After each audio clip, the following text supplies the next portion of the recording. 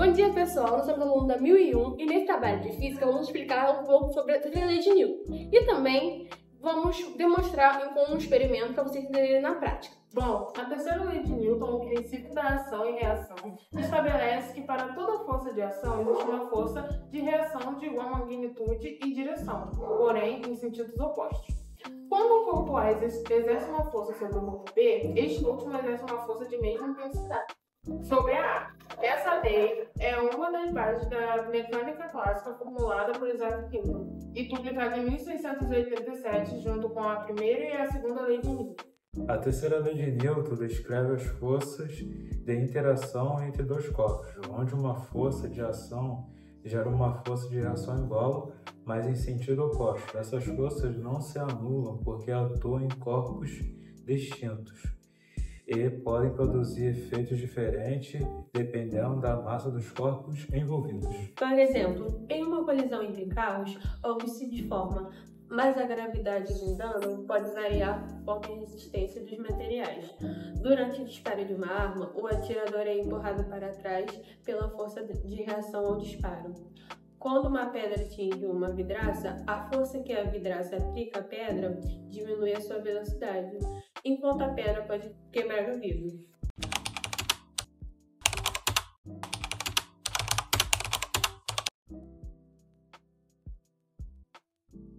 No experimento, podemos perceber que ao enchermos o balão e posteriormente soltarmos, o ar contido nele sai e o carrinho se movimenta no sentido contrário à saída do ar, aplicando assim a teoria de Isaac Newton, demonstrando que a força é o resultado da interação entre os corpos.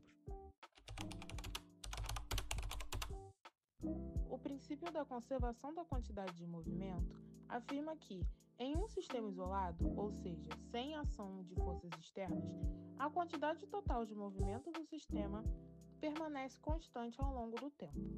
Esse princípio é uma consequência direta das leis de Newton. A quantidade de movimento é definida como o produto da massa de um corpo pela sua velocidade.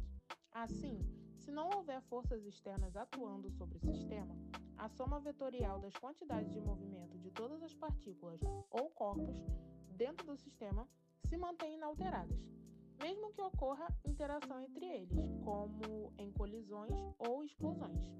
Esse princípio é essencial para resolver problemas de colisões e interações entre corpos, sendo uma ferramenta importante na física para analisar o comportamento de sistemas dinâmicos. Um rapaz puxa um caixote de 40 kg com uma força horizontal de 200 N. O caixote move-se com uma velocidade constante sobre uma superfície horizontal. Dada a função, calcule o coeficiente de atrito entre esta e o caixote. Vamos lá, vamos fazer aqui para a gente entender melhor. Então, nós temos o caixote e ele está sendo empurrado numa força de 200 N. Consequentemente, vai gerar uma força de atrito. O planeta, está empurrando esse bloco para baixo, força-peso. E o chão empurrando ele para cima, componente normal.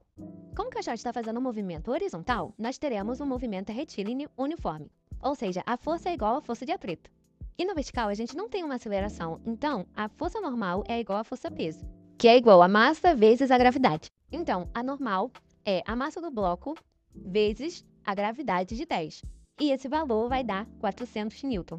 A força de atrito, como a gente quer saber o coeficiente, a força de atrito é o coeficiente de atrito vezes a força normal. Se a gente colocar aqui na equação, vai ficar força igual a coeficiente de atrito vezes a normal. E se a gente isolar o coeficiente de atrito, vai ficar coeficiente de atrito é igual a força sobre normal.